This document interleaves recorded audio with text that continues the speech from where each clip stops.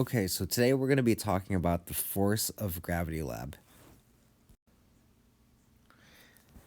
In our pre-lab discussion, we start off by discussing the differences between the force of gravity acting on something and its mass. And we determined that by definition, the force of gravity is a downward pull on an object by the Earth or any large mass such as the moon or Mars, and that this was the weight of an object.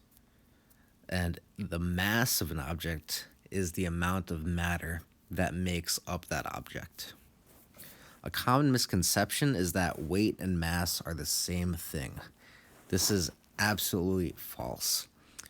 Force of gravity acting on an object is not its mass, because a mass is not a force, it's not a pull. But are they related? So the purpose of this lab is to graphically and mathematically model the relationship between the force of gravity acting on an object and its mass. So what we did in class was I had you use force sensors to plot the forces of gravity acting on various amounts of mass, and then we graphed them and analyzed its data.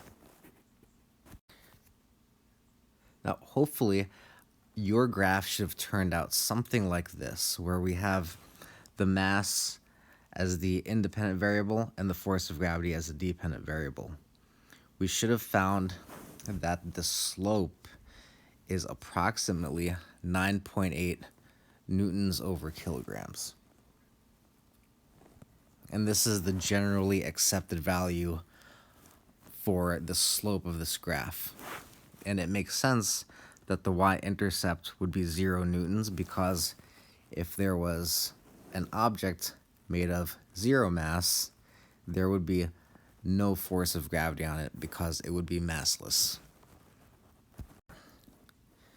So based on our graph, we can come to this conclusion that the force of gravity acting on an object is directly proportional to its mass. In other words, they create a linear graph.